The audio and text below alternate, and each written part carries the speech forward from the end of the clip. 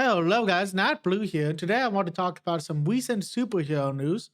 So, I thought great opportunity to jump into a new Nat News, something I haven't done in a while.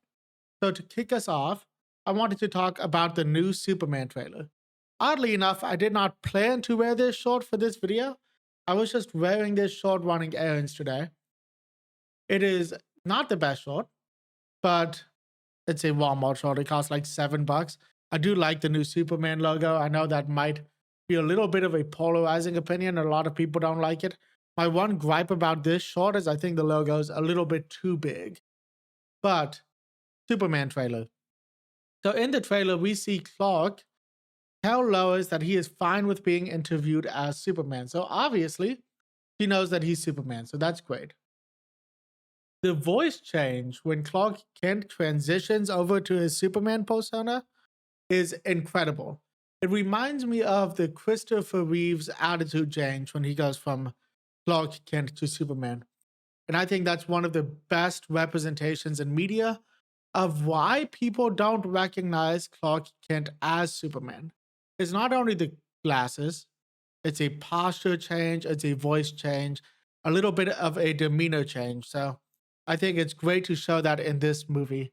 Guy Gardner gets to have a cool hand construct scene in this trailer where he like waves somebody off and a giant hand comes out of the ground. I thought that was really cool. We get to see Metamorpho turn his hand into kryptonite to subdue Superman inside of a cell, and I thought that was pretty sick. I think Metamorpho's done this in like a TV show before. I'm not sure if he's done it in the comics. I haven't really read a lot with him in the comics. And then we get to see Lex Luthor and the engineer attack the Fortress of Solitude. We get to see the engineer destroy some of Superman's robotic helpers. We get to see Crypto fly into into Lex Luthor's face. So, incredible moment in the trailer. I'm excited to see. I'm assuming it will be Ultraman with the U. Um, and then obviously like Hawk Girls in this movie also. Not a huge Hawk Girl fan, but I'm excited to see what they do with that. Overall, I love this Superman trailer. I think it really shows us the heart of what Superman is. When she tells him that he went to a war zone as a representative of the United States government, he said, "No, I went as Superman." And then when she continues to press him, he yells, "People were going to die." And I don't think I've seen a better representation of Superman than that moment in years. Like that aspect of Superman where it's just he wants to save people that can't save themselves. And I think that really shows in this trailer. And honestly, this trailer gave me a lot of hope for Lex Luthor. I wasn't sure about this casting when it was announced. I like the actor and everything. I just didn't know if he was a good fit. I think this trailer showed that there is a lot of promise with him as Lex Luthor. So I'm excited about that. Next up on my news, Nev Campbell was announced to be voicing Polaris in X-Men 97. So Nev Campbell has been in the Scream movies, most notably. She is Sidney Prescott in the Scream movies. And he was in The Craft, which I think is an underrated movie. I loved The Craft. And I mean, a few other movies that I don't think I've really seen. But then again, to be transparent, I haven't seen a lot of movies. So I guess it's not really Nev Campbell's fault, per se, but she's been in a lot of movies I have not necessarily watched. But the fact that Polaris is going to be in season 2 of X-Men 97 is pretty sick. I like Polaris. It will be cool to see another one of Magneto's kids. I believe Polaris is Magneto's daughter, right? If she's not, that's embarrassing. Yeah, daughter of Magneto and one of the earliest recruits to the X-Men. She has metal manipulation abilities that rival her father's. So, pretty sick. Um, and then In other casting news, Krysten Ritter is going to be reprising her role as Jessica Jones in Daredevil Season 2, Daredevil Born Again Season 2. I am stoked for this. Krysten Ritter did an amazing job as Jessica Jones in her Netflix series. I hope this means that we will get to see the other Defenders. We haven't had any other casting announcements with that, but it would be cool to see Luke Cage again. An unpopular opinion, it would be cool to see Iron Fist again. I think if we had given the actor more of a chance, then I think he could have been a good Iron Fist. Now, they did not let him train enough before season 1. He did a lot better in season 2, but I think by that point, a lot of people had already given up on the show. So I would like to see a good Danny Rand this time.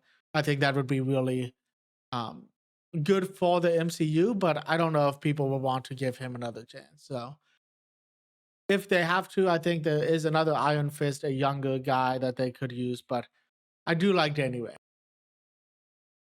And then lastly, Marvel released a trailer for Ironheart, which will be releasing on June 24th on Disney+. This isn't something I'm super excited about. Like a lot of people, I'm not a huge Ironheart fan, and I don't mean that in a mean way. Her comic books don't do well. And I think it's odd to be introducing her into the MCU. I mean, she's introduced. She was in Black Panther, but it does seem weird for her to be an MCU character in the first place. They could have just done a War Machine. They could have done Armor Wars. I'm not a huge Ironheart fan. The suit does look a lot better than it did last time we saw it. And the hood is an interesting choice for a villain. It looks like she's going to be helping him with tech. So that's an interesting route to be going. It is produced by Ryan Coogler, who is known for making good movies. Ryan Coogler made Black Panther 1. I don't know if he made Black Panther 2. He made the recent movie Sinners. Oh, he did make Black Panther 2. He made the Creed movies, and then a few movies I haven't seen. So overall, I mean, Ryan Coogler is a very prolific director right now. And I think he can do a really good job with this show. I do think there's a chance this is one of the first projects he's done, but Michael B. Jordan isn't in it. Yeah. So Michael B. Jordan has starred in every movie directed by Ryan Coogler.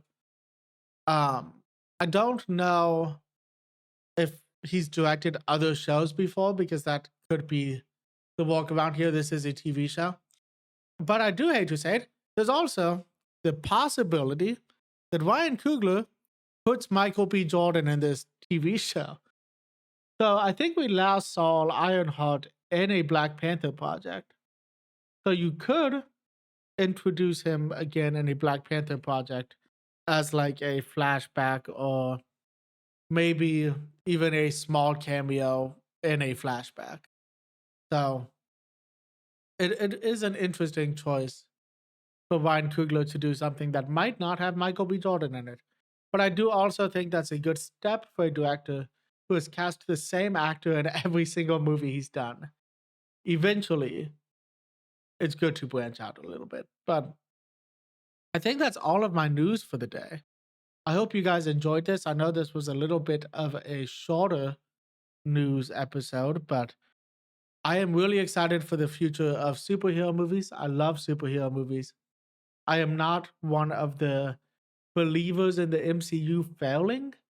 I think they had a couple of rocky projects, not anything downright awful. There were a few misses there, but I don't think they need to rebound, as everybody is saying. I think they haven't left.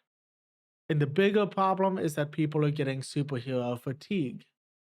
But people like me, who love superhero movies, are not feeling that same fatigue. So this is a great time to be a superhero fan, and a great time for both Marvel and DC. I am really excited to see what James Gunn can do with the DC Extended Universe. So thank you guys for watching. If you did enjoy the video, please leave a like. Subscribe to the channel if you want to be notified when new videos are released. You can hit that notification bell. And other than that, guys, I hope everybody is having an amazing day. Let me know in the comments how you feel about these announcements. And until next time, guys, peace.